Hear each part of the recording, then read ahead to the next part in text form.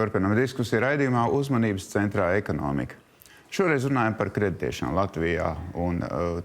Mēs redzam pēc statistikas, ka pieaug saņemtie kredīti. Jautājums, vai tie kredīti tiek ņemti patēriņām vai ieguldījumiem, kas var nest nākotnē kādu labumu visai sabiedrībai un arī attiecīgi kredītņēmējiem.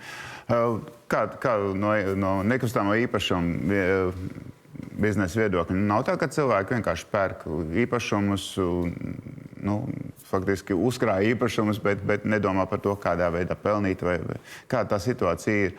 Mēs arī raidījuma sākumā sižetā redzējām, ka tiek patēriņa kredīta pieaugums ir visstraujākais. Cilvēki pērk leduskapis, televizors un tā tālāk, kas faktiski neko nedod valsts ekonomikai, izņemot maz PVN. Jā, īsumā par to izsniegto kredītu portfeļa konjunktūru kopumā. Cik man zināms, tad šobrīd lielākā daļa, virs 50%, ir novirzīta tieši uzņēmēju, tad uzņēmumu un biznesa. Faktiski novirzīta, bet tas ir lielākā daļa izsniegto kredītu. Tad virs 50%, ja nemaldos, kaut kādi 53% ir izsniegti tieši uzņēmēju darbībai. Faktiski, manuprāt, būtu jābūt vairāk. Pēc tam 40, ap 40 tur nedaudz virs ir izsniegt mājsaimniecībām un no šī te kopējā portfeļa 1/3, tad ap 30% ir tieši hipotekārie kredīti. Paralēli aug šie pat arī nebanku sektora patēriņi uz lieliem procentiem, un tur tā izaugsme ir diezgan arī liela. Tad viņi tur arī ir kaut kur, man liekas, pie 10% par pagājušo gadu runājot. Tie visi mobilē tauruņi un tam līdzīgi, ko cilvēks grib. Un tā, ja mēs runājam par to hipotekāro kreditēšanu, tā ir laba lieta, jo tas ir aktīvs, ko cilvēks nopērkot šodien par summu X, tad parasti pasaulē notiek, neskatoties uz kaut kādām krīzēm un to līkni, ka varbūt ir kaut kāda kāpuma krituma, bet ja mēs paskatāmies pasaules pieredzi nekustamo īpašumu, tad, piemēram, 20, 30 gadu perspektīvē, tad tā līkme vienmēr iet uz augšu, arī to, ka viņi kaut kur pa vidam nokrīt, bet tomēr viņai ir tāds augšupejoša līkne.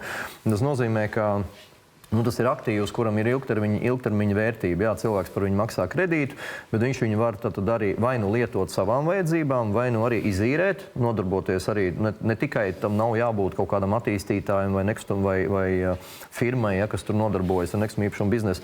Arī privāta persona var iegādāties nekustamo īpašumu izīrēšanai. Tad tur ir šobrīd arī salīdzinoši laba šī nodokļa likme, kas ir fiksētie 10% no īres ienākumiem. Tas nav plašs bizness, ja tas ir viens, divi dzīvokļi. Ja tas ir persona cilvēka, ja tas ir viens, piemēram, aktīvs, ko cilvēks izīrē. Un tā ir, man liekas, ļoti laba tāda lieta, ko cilvēks var izmantot. Tā kā tas ir pozitīvi. Kolberkungs ir autoasociācijas prezidents taisnu kontekstā. Es kādreiz atceros, biju Ķengaragā pie tādas noplukušas mājas, stāvēja dārga auto. Cilvēki gribēja parādīt, ka viņi ir turīgi, bagāti, augoši, spēj, bet dzīvokli viņi nevar, viņi ar dārga auto. Nav tā tendence šobrīd arī, ka tev kredīts ņem dārga auto iegādē? Neteikšu galīgi, nē, tāpēc, ka kredīti jau bija dārgi šobrīd. Pēc būtības sadārdzināšanas. Dārgos auto jau. Tā tendence jau vēl joprojām saglabājas. Mūsu pirkumi bieži vien ir vēl joprojām emocionāli. Viņi nav ļoti, ļoti racionāli, kā tas varbūt ir citās Rietumeiropas valstīs, kur jau ir pārslimojuši šo laiku.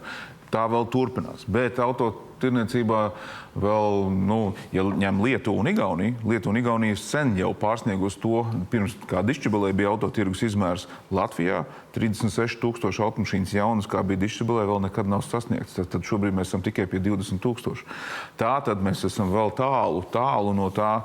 Un galvenais faktors, kāpēc toreiz tirgojās, bija tieši pieejamība, kreditēšanas autolīzinga pieejamība. Šobrīd klienta izvērtēšana un tieši Moneyval ietekme, kas bija šobrīd, ir tas, kas mudina cilvēkus tieši uz nebanku finansējumu, kas ir dārgs. Un tur nemaz šo jauno automašīnu nemaz tik viegli nevar iegādāties. Kaut gan summa, ko mēnesī cilvēks atvēl, ir ļoti tuva tam. Praktiski iegādājās vecu aktīvu, kurš un ir pēc idejas nevēlams arī Latvijā, no mūsu mērķu, zaļā kursa mērķu un vispār jau izpildes, ja, mēs pievelkam pa autoparku pilnu ar vecākām mašīnām. Cilvēks skaita naudu, ko viņš var atļaut. Jā, bet tā nauda, ko viņš samaksā, ļoti tuvu tai pašai naudai, ko viņš samaksā par svaigāku auto. Un tā ir tā problēma, kad viņš to naudas nastu noliek, maksā par finansējumu, nevis par pašu aktīvu. Labi, par auto mēs plašāk varam runāt citos raidījumos, bet bankas pārstāvjiem. Kādā veidā mēs varētu veicināt, lai teiksim, ņemtu tādus kredītus, kas ir tādi ieguldījumi, piemēram, kaut vai to pašu dzīvokli, ko var izīrēt, nevis vienkārši patēriņu. Kādā veidā veicināt, lai tas ir ieguldījums, kas nes tālāk izaugsmi? Tālāk izaugsme, tas nozīmē uzņēmējdarbību. Tātad mums ir nepieciešams, kā jau teicu, tiešās ārvalstu investīcijas. Ir jārada valstī apstākļi, lai viņi būtu pievilcīgi šīm investīcijām, lai veidotos uzņēmumi, lai būtu kapitāls. Un tad arī šie uzņēmumi varēs attīstīt savu darbību, ņemt kredītus un realizēt projektus. Protams, ka vieglāk ir kreditēt privātu personas. Tas ir daudz vienkāršāk izvērtēt kredītu hipotekāru, nopirkt dzīvokli, hipotekārais kredīts jāizvērtē vienkārši privātu personu, ķīles vērtību un viņa ienākumu.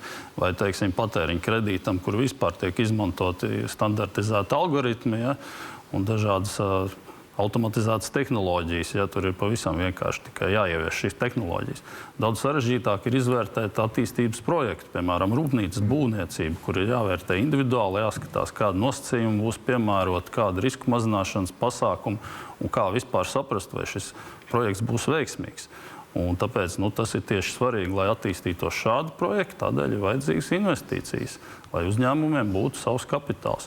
Un, ja uzņēmumam ir stabila naudas plūsma, darbības vēsture, pieredze, ir kārtīgs, pamatots biznesa plāns, tad nav problēmas saņemt kredītu bankā. Bet, protams, ja tas ir tāds jauns uzņēmums, kuram nav nekādas pieredzes, tad gribi vai negribi ir jāspēj ieguldīt kaut kādu savu līdzekļu vai jāspēj pārliecināt kaut kādu investoru, kur ir gatavi riskēt ar šo naudu. Jo nebūs cerības pārliecināt banku, finansēt projektu, ja pats nav gatavs neko ieguldīt, pašam naudas nav un nevienu investoru pārliecināt nevar. Var izmantot šīs pūļu finansēšanas platformas, riska kapitāla fondus, ja uzņēmums ir lielāks un ir kaut kāda korporatīvās pārvaldības sistēma attīstīta, var mēģināt emitēt obligācijas, varbūt pat uztaisīt IPO. Ja, tā kā tie veidi ir dažādi, bet visam pamatā ir investīcijas. Ir jāpiesaista investīcijas un jārada tāda vide, lai valsts būtu šīm investīcijām pievilcīgi. Jūs paši lemjat par šo kredītu piešķiršanu. Varat nosaukt kādu konkrētu piemēru, citādi mēs runājam teorētiski vai ne garu paši, bet konkrēti kādām vajadzībām uzņēmumam ņem kredītus, piemēram? Piemēram, mūsu bankā mēs kreditējam rūpniecību, eksportu, zivju pārstrādes rūpnīcu Liepājā. Teiksim, tagad top jauns uzņēmums, kurā tiks ražot zirņu proteīns. Baltijā lielākā rūpnīca, kurā no zirņiem ražos olbaltumvielas eksportam. Šādi tie projekti. Kādu nekustamo īpašumu projektu? Jā, nekustamo īpašumu nesen nofinansējām lielu projektu Forum Cinema Stokmana ēkas attīstībai. 32 miljoni. Jā. Mums būvējās, vai no tā, ka būvējās, nezinot, kas tur tālāk dzīvos tajā visā. Īpaši Rīgas centrā, es redzu daudz būvus, tiek analizēts tas viss. Tā es īsti nevarētu tagad teikt, jo šo slimību faktiski profesionāli attīstītāji ir izslimojuši jau pirms 11 gadiem, ja, šajā dišķibēles laikā. Tad gan bija tā, ka tad, kad mums bija šis pirms krīzes, ja, tie gadi, kas ir 2005, 2006, 2007, kad bija pa 100% kāpums gadā īpašuma vērtībai, ja, kad cilvēki sāka tur masīvi pirkt zemes, projektēt visu pēc kārtas.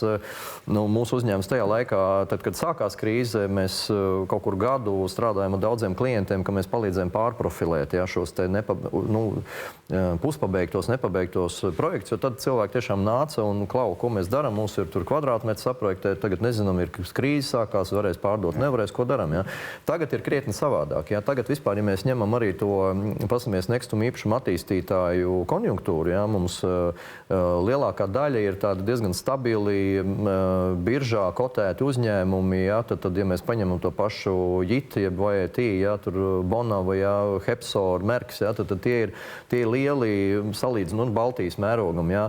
Cits stāsts ir par to, ka tie nav vietējā kapitāla attīstītāji. Par to mums vajadzētu mazliet būt bažīgiem, jā, ka viņi jau, protams, dara labu darbu. Jā. Viņi aizved. Viņi tad būvē mājokļus, viņi būvē profesionāli, viņi būvē labi, kvalitatīvi. Viņi zina precīzi, tātad, ko tirgus var absorbēt, jā, kādas cenas.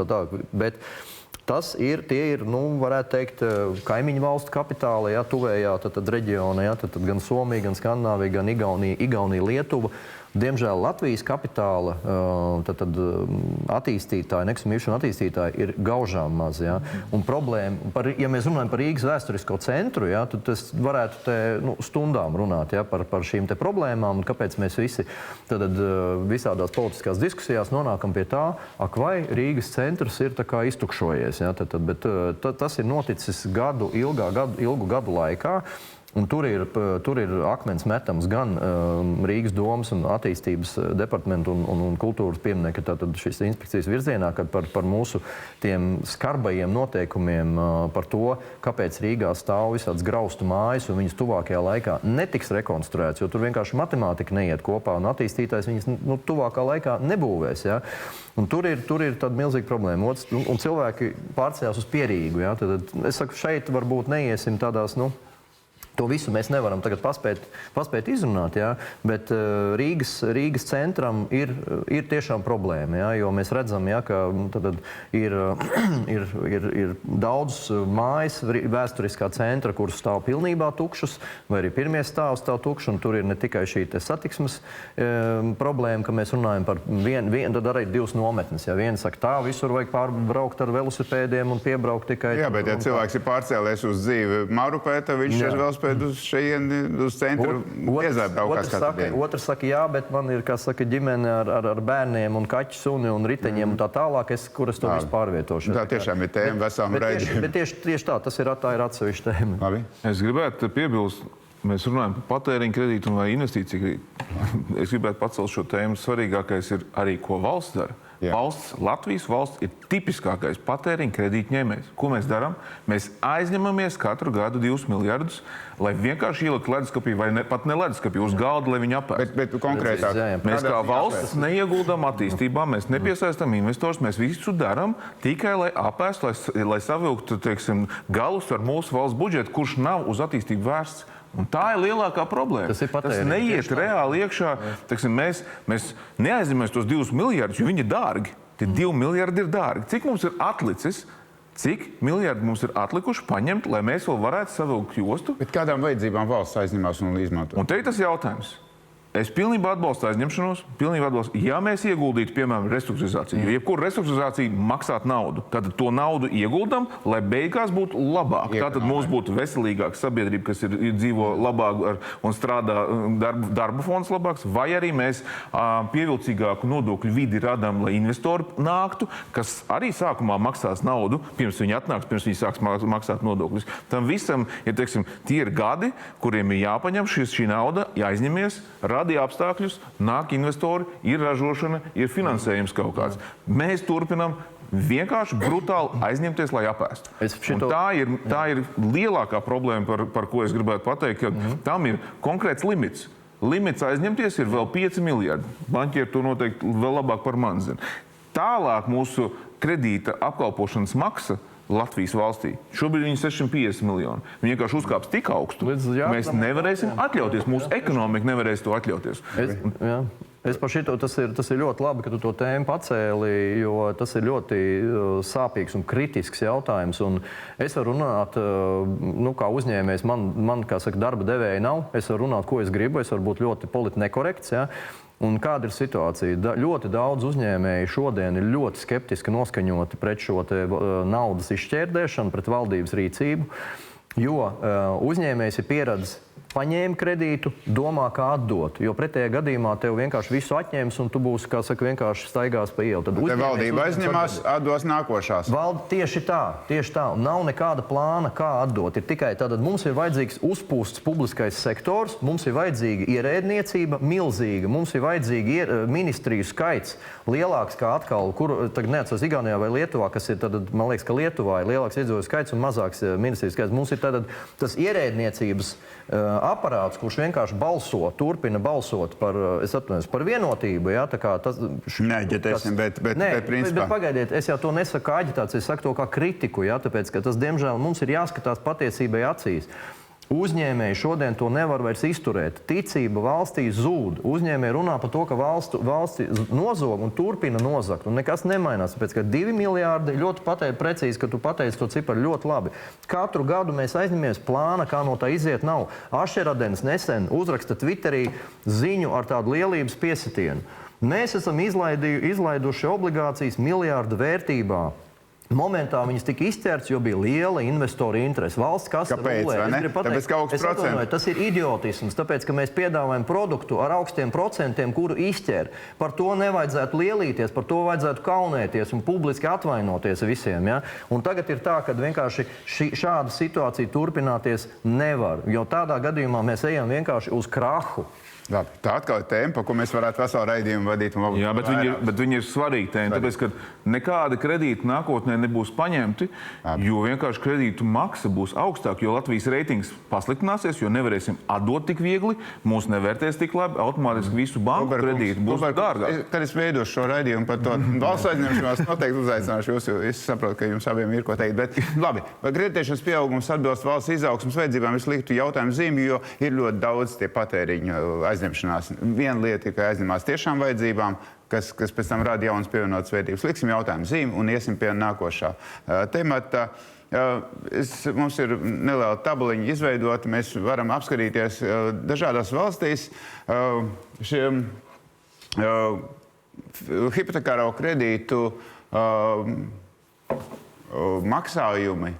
Faktiski atšķirās. Ir valstis, kurās pārsvarā ir tāds izlīdzinātājs, kā mēs elektrības, piemēram, maksā esam pieraduši, ka cilvēkiem ir vai nu elektrības izlīdzinātā maksa, vai nu biržas cenas. Līdzīgi ar kredītiem. Mūsu reģionā vispār ir pierasts pie tā, ka mums ir tās mainīgās likmes, tik līdz mainās Eiribors, tā uzreiz mēs vai nu priecājamies, vai raudam žēlas asaras. Savukārt Francijā, piemēram, tādu mainīgo likmi gan maz nepiemēro. Pārsvarā ir tās fiksētās, ja viņš ir paņēmis kredītu, par kaut kādiem 2%, tad 20 gadus viņiem ir 2%. Bankas pārstāvjiem prasījuši. Vai te kaut kā vajadzētu kaut ko ietekmēt, vai tā ir tradīcija? Tomēr cilvēki riskē. Ja, piemēram, mēs pirms dažiem gadiem cilvēks ņēma kredītu un pēkšņi pagājušā gadā nācās maksāt milzīgas summas par šo Eiriboru, tas bija sāpīgi ļoti daudziem. Tātad mēs pakļaujam sevi riskam. Jā, tieši tā. Jautājums, par kādu to fiksēto procentu paņemt. Kas no bankām jādara? Uz tiem 20 gadiem. Ja tās likmes ir augstas un būs 7%, ja, piemēram, fiksētā maksa uz 20 gadu. Bet mēs atceramies vēl pirms 5 gadiem mīnusos Eiribors. Bet, ja paņem tajā brīdī, kad ir mīnusos, tad ir baigi forši, jau uz 20 gadiem varētu 1,5% likme būt. Bet banka jau nedos uz aktuālo banku, dod izlīdzināt to, tā kā elektrības cenā mēs arī redzam to risku. Iedot visu kaut ko. Un mums arī mēs piedāvājam gan fiksētās, gan mainīgās likmes. Tur ir jāskatās, kas ir izdevīgāk konkrētam aizņēmējam. Protams, ja ienākumi ir fiksēti, tad skaidrs, ka arī likmes būs izdevīgāk fiksētas, bet jāsaprot, ka viņas vienmēr būs dārgākas. Jo, protams, ka tur ir risks. Ja tas kredītņēmējs paņem fiksēto likmi, viņam nav risks, ka tā likme pieaugs, tad tas risks ir bankai, ja tā likme nokritīsies. Tāpēc, attiecīgi, banka šo risku arī iecenos tajā produktā, jo jebkuru risku var hedžēt. Viņu var mazināt, izmantojot attiecīgus finanšu tirgus instrumentus, procentu likmi mīmaiņas darījumu, un to var, starp citu, darīt arī jebkurš klients, gan privāta persona, gan uzņēmums, ja viņam ir pietiekama finanšu pratība, var iegādāties attiecīgus risku mazināšanas vai saucamās hedžēšanas instrumentus, un šo risku var nosekt, pat ja viņam ir mainīgā procentu likme. Bet jāsaprot, jārēķina vienkārši, kāda likme tiek piedāvāta un kāda ir izdevīga. Jūs pieminējāt tos lielos projektus, ko jūs finansējat, kreditējat. Tur cilvēki, uzņēmumi izvēlas šos fiksētos vai mainīgos. Nav tā, ka pēkšņi Eiribors atkal pieaugs kādā brīdī un tie uzņēmumi teiks, mēs nevaram samaksāt. Kā kurš, bet ir gan tādi, gan šādi iespējami. Un ir arī tāds variants, ka ir noteikts minimālā summa un tālāk ir atkarīgs no Eiribora. Bet jebkurā gadījumā jāsaprot, tas ir līdzīgi kā ar apdrošināšanu. Var nopirkt apdrošināšanu, bet apdrošināšanas gadījums nekad neiestājās, bet tāpat par to jāmaksā. Tas ir sirdsmieram. Tā kā tur Spānijā, Francijā cilvēki varētu teikt, viņi nav tik bagāti, lai pirktu lētu preci. Tad viņi izvēlās šo stabilitāti, maksā dārgāk, jo tā likme būs augstāka, bet viņiem nav jāsatraucās. Ja cilvēks grib ietaupīt, grib pa lēto, viņš, protams, paņem šo zemāko likmi, bet izrādās, ka pēc tam viņi var pieaugt. Labi. Nekustamā īpašuma jomā būtu interesēti vairāk ņemt stabilos fiksētās likmes kredītus? Es šeit būtu par tādu liberālu pieeju, ka katram kredītņēmējam sadarbībā ar banku ir jāizvērtē sev labākais scenārijs. Jā. Protams, ka šī daudz Eiropas valstu pieredze ir cita. Tur ir, kā mēs redzam, pēc tabulas, kas bija fonā, tad dažādās valstīs ir dažādas tradīcijas. Ir valsts, kur vairāk tad ir populārāk šīs likmes fiksēt, jo tā ir stabila, tā ir paredzamība un stabilitāte. Bet tev nav ieguvumu uz šīm svārstībām. Tas ir atkarīgs arī no cilvēka tāda personības tipa. Un vēl, protams, viens moments ir tas, ka tajās valstīs, kur šīs fiksētās likmes ir populārākas, tās likmes ir zemākas. Mums tomēr fiksētās likmes ir nedaudz augstākas, un līdz ar to liela daļa cilvēku izvēlas tās mainīgās. Bet es ļoti ceru, ka mēs nenonāksim pie tā, ka piemēram, valsts sāks regulēt un noteikt, ka, ja tev, piemēram, ja tu neesi sasniedzis 30 gadu vecumu un tu gribi nopirkt dzīvokli, tev ir jāņem fiksētā likme, tu nedrīkst brīvi izvēlēties. Es ceru, ka mēs pie tā nenonāksim. Mums ir pēdējā minūte. Jā, es domāju, tas ir ļoti svarīgi, cik lieli ir tie tirgi. Mēs redzējām, ka lielajos tirgos ir vēsturiski šī iespēja arī bankām. Pie tik liela tirgus ir vieglāk šo fiksēto likmes, garšīgāk šo fiksēto likmi. Latvijas bankām praktiski šādu produktu iegādāties ir ļoti limitēts iespējas. Un tāpēc mūsu tirgus neļauj. Un arī otrs ir vēsturiski šī pieredze. Vēsturiskā pieredze pie mums iegājusies ir šāda. Cilvēkiem arī ir tā problēma, kad viņiem jau gribās to nastu mazāku, jo limits, ko viņi var atvēlēt kreditēšanai, ir limitēts mazs. Labi, tad mēs šī jautājumā varam teikt, ka nebūtu jāiejaucās, lai tad paši kredītņēmēji un bankas kopīgi vienojās, par kuru likmi viņi grib. Mums nav jāreģinās ar riskiem. Jā, tātad nē. Ko var darīt? Var veicināt finanšu pratību. Aizņēmēju finanšu pratības veicināšanu un sabiedrības izglītošanu. Iespēja ir, paņemt vienu no... Protams. Vēl jau ir tāds moments, ka ir šie makro uzraudzības kritēriji, kas ir noteikti par to, cik maksimālais termiņš, tas atkal loan to value. Tas ir tas, ko mēs izrunājam.